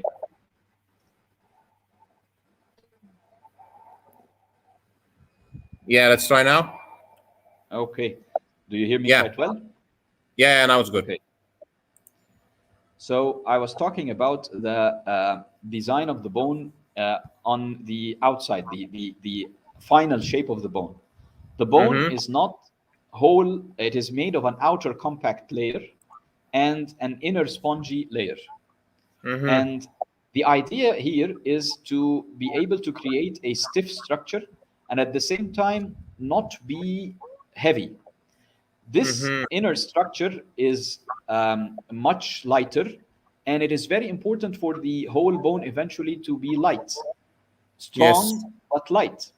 Otherwise, the skeletal system in itself would have been very heavy in itself without even the rest of the weight of the other organs that it has to support. Absolutely. So, actually, I was very surprised when I'm using one of those body weight devices, and it's telling me that the whole bone in my body is somewhere between 3.5 to 4 kilograms, and I was shocked with this very small number, just 4 kilograms. Yes. are carrying this whole body, and it's amazing. And now it's clear why this is the case, because it's like sponge from inside. Yes, it is a layer of very dense, compact outer shell and then an inner sponge. This is a vertebra, for example. And in the skull specifically, you have an outer table or an outer layer of compact bone and an inner layer of compact bone. And in the middle, there is spongy bone. And this spongy bone, again, is very important for absorption of energy and absorption of shock. If this bone was completely compact, it would have been much stiffer and more brittle. And so it would have fractured easily. But it is designed in such a way so that there is absorption of energy in the middle, absorption of shock, easily fail and fracture. Wow. And if you look at the brain, which is the most important structure in the body, it is completely engulfed in bone, completely surrounded in bone, from above, from the sides, from below even. It is completely covered in bone to be completely protected. Yes. And then if you go to the chest, you will find that the bones in this area give protection, but at the same time allow for expansion, because the lungs have to expand. They have different volumes when you inspire and when you expire. And they have different, when you inhale and you exhale. And they have different, the heart itself is continuously contracting and shifting, moving in its volume. So it has to be protected and supported, and at the same time, it has to be able to expand. So the chest cage is designed in the form of ribs that are able to separate and allow to expand, and at the same time contract and protect the vital structures inside. Then when you move on to the stomach and the liver and the rest of the organs of the abdomen, you won't find any bone protecting this area, because these structures are not as vital for life as the heart or the lung or the brain. And you have to have some degree of flexibility in the muscles in front to be able to bend your body and to be able for the stomach to expand when you eat a lot. If you are a heavy eater, you have a big tummy. So there can't be bone there to avoid to keep this in. And even for pregnancy for women, and of course. Otherwise, it would have been very difficult. Yes. So the design of the system in general, if we look at the bone tissue that we have just talked about is exposed to many stresses. There is a compressive stress that the bone has to be able to counteract. There is a tensile stress. For example, when you are moving your limb away or so on, there is a tensile strength, and the action of muscles that are actually pulling on the bone upwards or downwards, this is creating a tensile strength on the bone. You have a shear stress, you have torsional stress, and you have bending stress. The bending stress will create compression stresses on the inner part and tensile stresses on the outer part. So the bone has to be able to withstand all these different types of forces. And I'll take you back to the design of the bone matrix. It is formed of filaments. Filaments, like, for example, you can imagine them like woolen filaments. If you stretch these filaments, they become very, very powerful against tension. Okay? So this is how the bone resists the tensile forces that it is exposed to by the tension of the collagen filaments.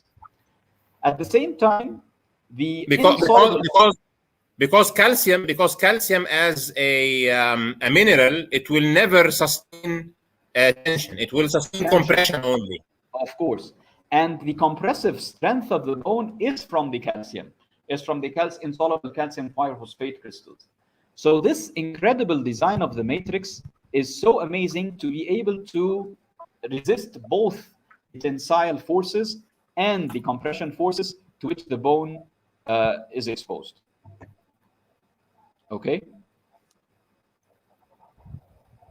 This is amazing, and it tells us that subhanallah, Allah subhanahu wa ta'ala has chosen a mix of materials between the collagen that can endure the tensile forces and the calcium that can give the stiffness and endure the compression. So at the end of the day,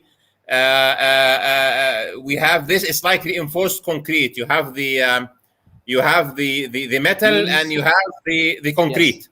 Yes, right? The concrete and the beams. Yes, exactly. The same idea. It's amazing. SubhanAllah. And then you will find somebody who finds a pillar of concrete that is holding the building and saying that it happened by chance. It is there by chance.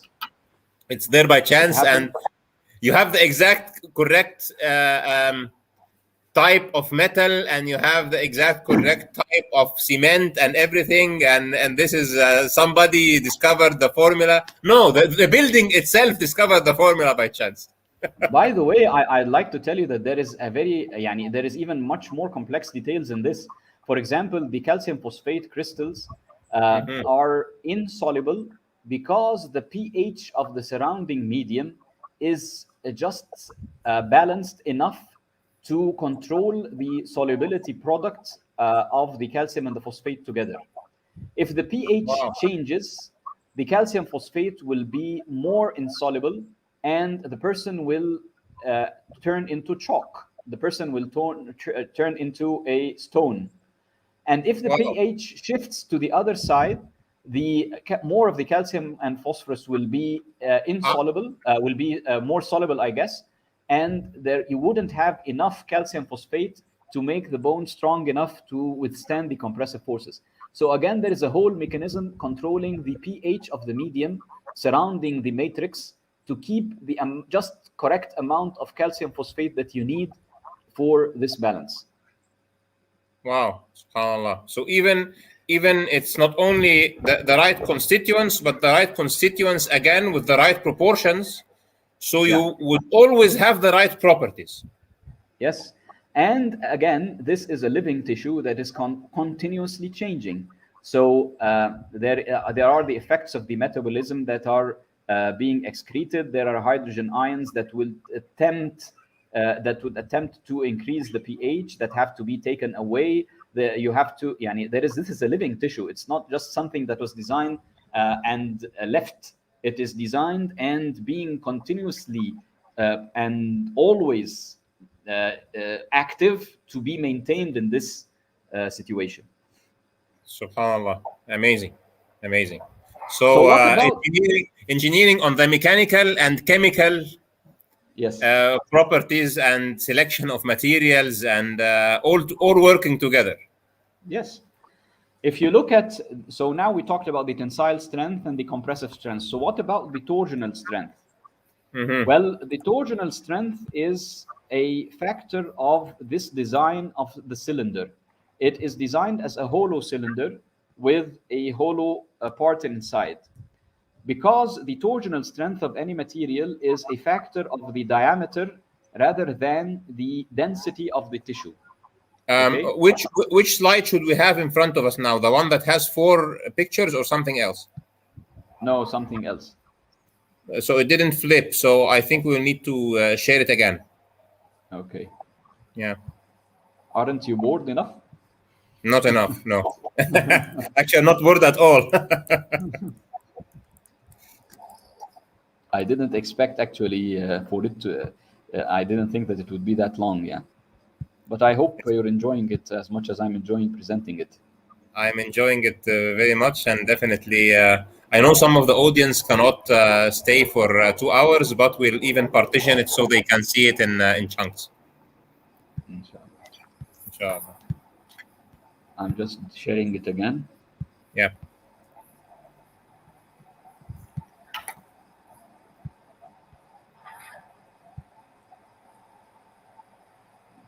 So is it on?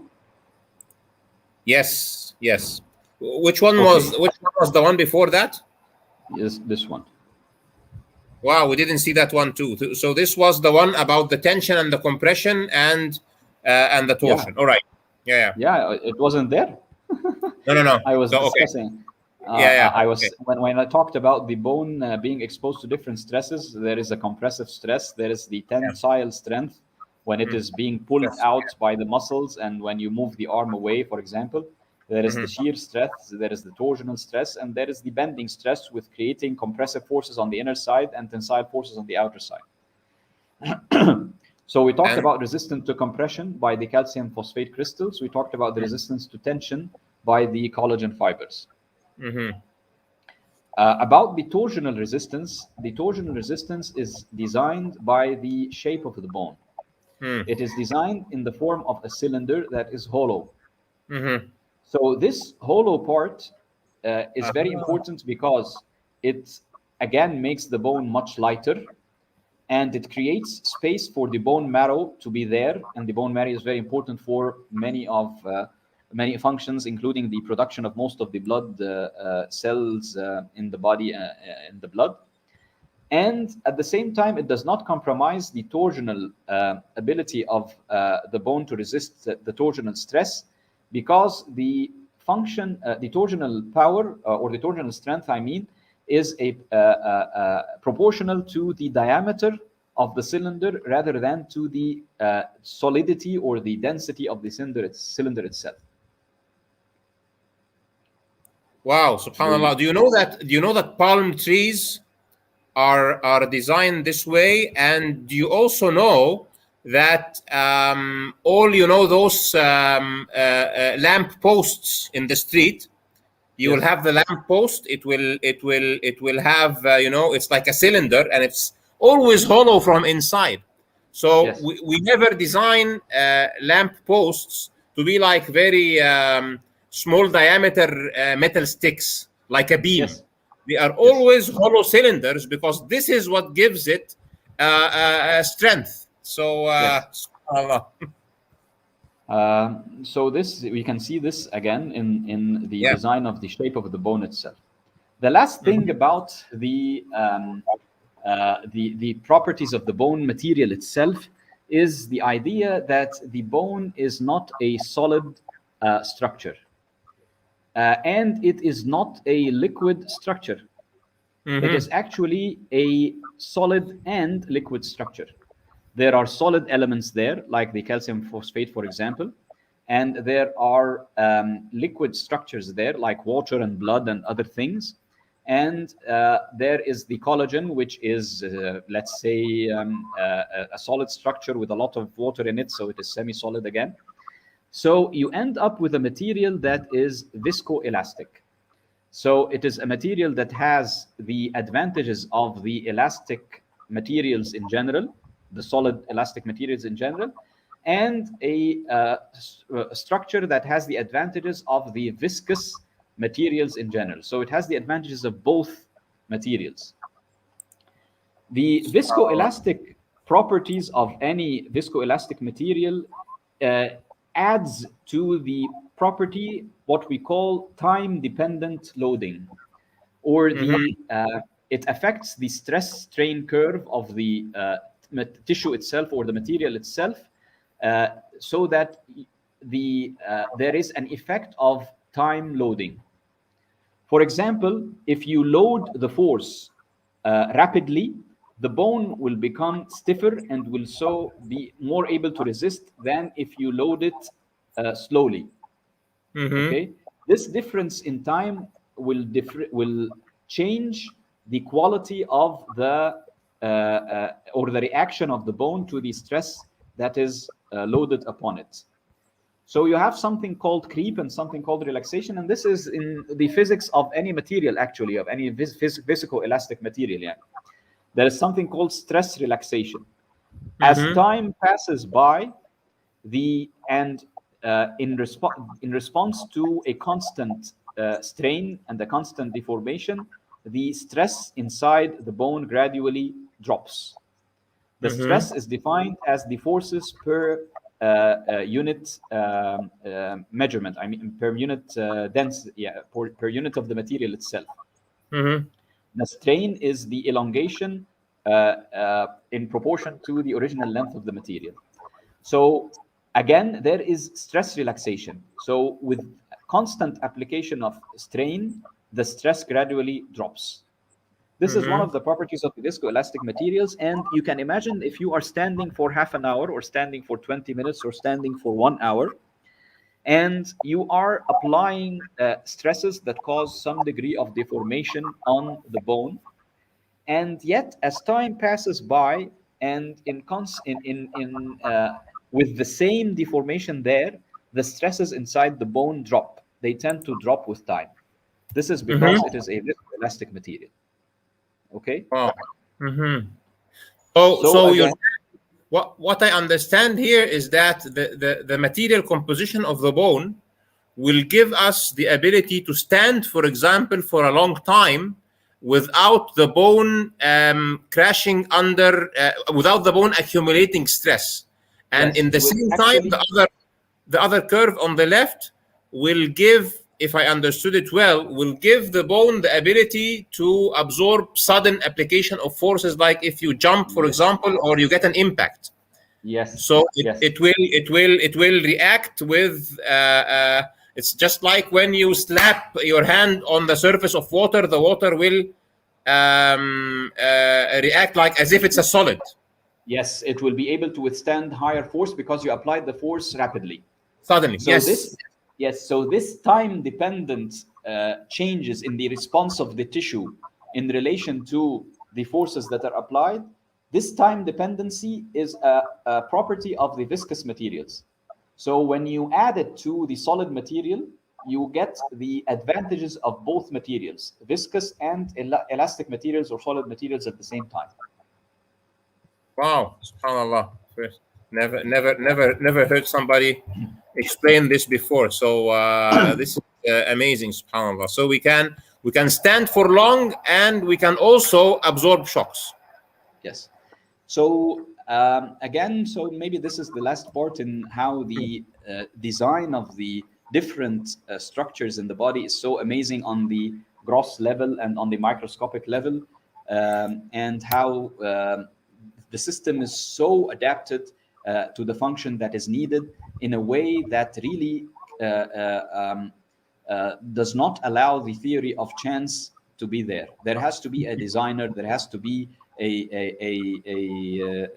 creator who has thought about all of this and created it in such a way. SubhanAllah. Amazing. The last 5 minutes, it is on another topic. I told you about it once. And it is one of the things that have interested me when I was studying again anatomy and neuroanatomy specifically in the early years. It is actually about the different senses that we have. We have the smell, the sight, the hearing, the touch, and the taste. And all of these senses eventually are perceived by the brain. So these organs are just the receptors, or they are the input systems for the signal. But the signal is interpreted and understood in the brain. Okay? Yeah. If we look, for example, at the touch, the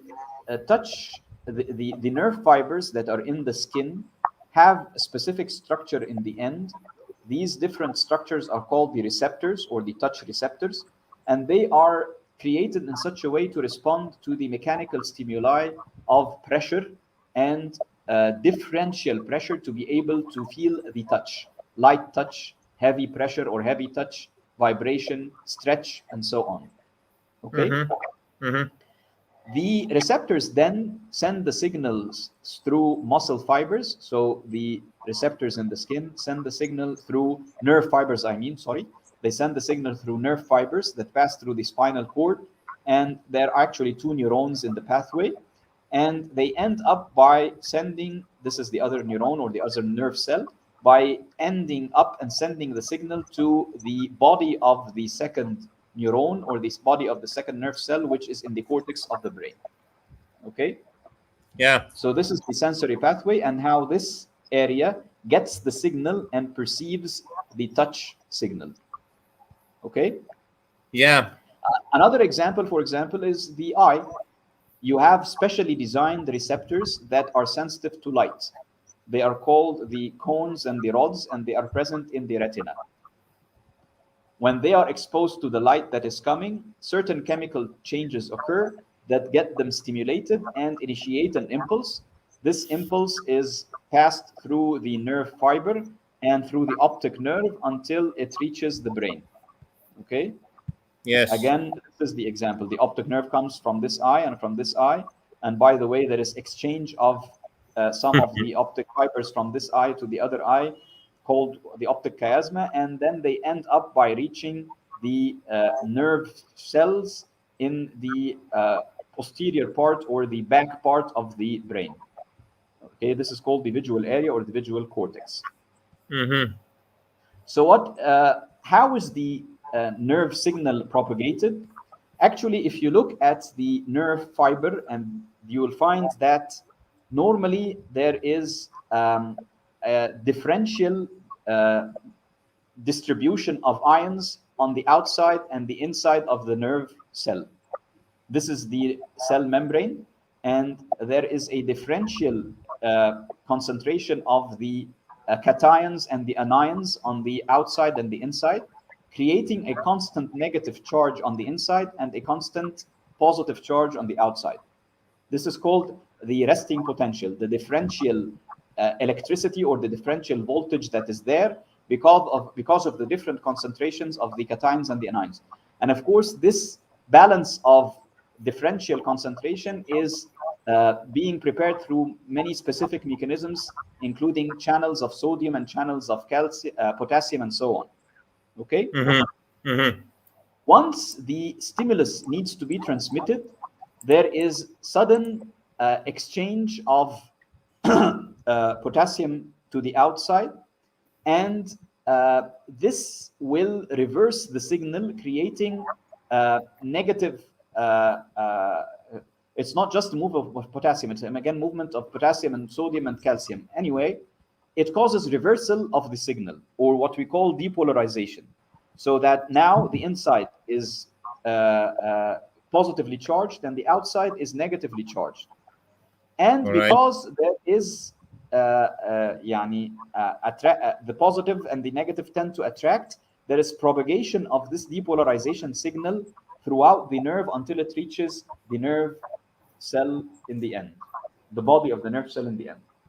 So as you see here, there is a depolarization wave that is moving along the nerve, carrying the electric signal until it reaches the body of the nerve cell.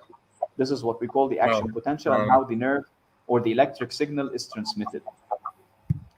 Wow. So when a beam of light hits the rod or the cone, this causes a pulse of electric potential that moves until it reaches the body of the neural cell. Yeah. The body of the nerve cell that is situated in the brain. Okay.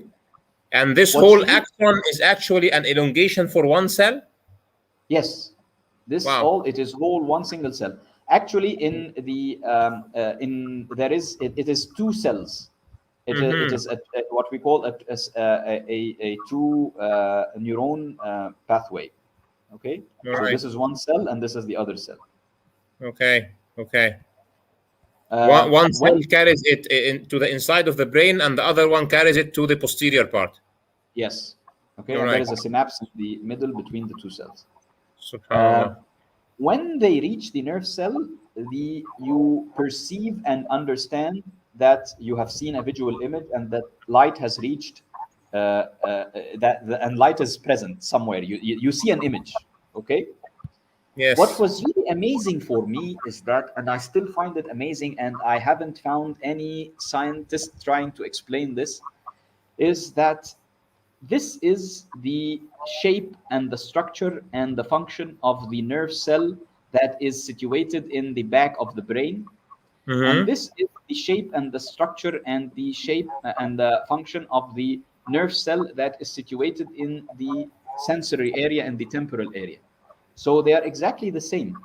It is the exact same structure. Yet when this nerve cell gets an electric signal and is excited, a visual image is created and we understand something called vision. But when this cell is excited, and an electric signal reaches this cell, this cell here is for the temporal part, which is coming from the ear. We understand that there is sound, that we perceive voices. So it is the same electrical signal reaching the same structurally exactly similar cell, but producing a completely different perception in the end. This is a perception of light, of vision. This is a perception of sound, of hearing. And you have other cells would give you perception of touch. Other cells would give you perception of heat, and so on. But well, they are essentially the same thing, the same action potential that goes through the axon. The same exact structure and the same exact action potential and electric signal that is transmitted. Okay. So when you ask a scientist, for example, why is this perception different? Why does this cell give me a visual perception and this cell gives me an auditory perception or a sound perception? Why is that? Why? Well, first they will tell you because there is a difference in the receptor that is attached to the end. This receptor here is a rod and cone receptor that can respond to light. And this receptor here is the receptor in the inner ear that can respond to the sound waves. So that's why this gives you a visual image and this gives you an auditory perception. This is not an answer at all, because what matters is what is in the brain, not what is in the sensor. Yes. And by the way, if you cut off this receptor at all, and cut off this receptor at all, and then insert an electrode on this nerve fiber and stimulate, you yourself stimulate this nerve fiber with an outside electrical impulse, you will get visual perception here and you will get sound hallucinations here. So just transmitting the electric signal alone to the right nerve will give the perception irrespective of the presence of a sensor altogether. Yes. So the sensor cannot be what's causing it. The sensor cannot be what's causing it. Yeah. So it's not what is related. So the scientists came up with another idea. They tell you that the different perceptions are caused by the different positions of these nerve cells in the brain. The nerve cells in the back will give you visual perception. The nerve cells in the front will give you olfactory or smelling perceptions. The nerve cells on the side will give you the touch perceptions. The nerve cells in the temporal area will give you the auditory perception. So it is related to the position of the nerve cell. Okay, come on, guys. Why is it related to the difference in the position? There is no difference in the structure. There is no difference in the microscopic structure. There is no difference in the chemical structure. There is no difference in the electrical signal. And you're just saying that the different perception is simply by the different position. How come? It's the explanation of the helpless. Yes. But what goes against this, Ahmed, actually, is that normally in our everyday life, when you resemble this sensory pathway, for example, you have the mic, which is the receptor that takes the input of the sound waves. Then you have the control system, which is like the brain. And in order to be able to perceive sound again from this control system, you have to have an output device that transforms this electric signal again into a sound wave. That's how we do it in life. Yeah. But Allah does it in another way. There is an input system and there is just the control. There is no output system. Simply when the electric signal reaches this intricate control system, you perceive the desired perception. So what is the reality of perception? What is the reality of the vision we see? What is the reality of the sound we hear? What is the reality of the whole input of the universe that is coming into our minds? Is it real? And where is it? SubhanAllah. Yes, and I think this is a great insight. I think actually when we had this conversation some time ago, I did an episode about senses, and I think it's the only logical thing is that the brain is just there for storing those things. But just like the PC or the laptop, when you have a camera that is capturing the image and putting it somewhere in the memory, there has to be an external entity that is looking at that part of the brain to perceive To give you the perception. And this thing is for sure our soul. So I always like to say that the brain is a transducer. It takes input signals to present it to something else, and this something else is our real person. Yes. It is our real soul that is looking inside the brain where everything from our sensors is collected, and we are just not our brain. The brain is just this receiver transmitter. It receives from the sensory organs and gives this on a plate to our soul to see. Subhanallah. So this is exactly, Ahmed, the what I wanted to end my presentation with, is that this incredible design that we have seen in the body and this incredible system is all just part of the physics of this world, part of the material side of things. But actually, you can never explain this whole system without believing that there is a soul. There is an immaterial part. There is a part of us that is there and that needs to be free and to go to Allah, to go to our Creator, and really understand everything. You can switch back to the without the presentation so that we do this final discussion. This great insight about the soul is the real person, and the brain is just picking things up. Everything in the brain looks the same. It's all just electricity. And actually what you said, there is now a company called Neuralink, for example, that is trying to interfere with the sensory signals and read what the brain stores and tries to perform the output function to maybe just with your ideas move things, replacing the soul with a computer that reads out of the brain. So without this computer, who is seeing, who is hearing, who is smelling, who is tasting, who is touching? Definitely not the brain, because there is no output device, as you say. And subhanallah, medical science and engineering and electronics and understanding electricity, if a reasonable person has to reach this conclusion that the soul exists and that this great system can only be there with Allah subhanahu wa ta'ala, our creator, having created and put it together in this magnificent way. And I'm sure your message has gone through to the audience. It has been really a great presentation. I think we could have made 5 or 6 episodes out of this with more expansion on each part.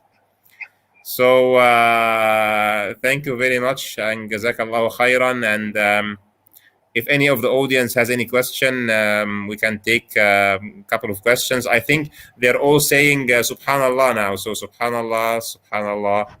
And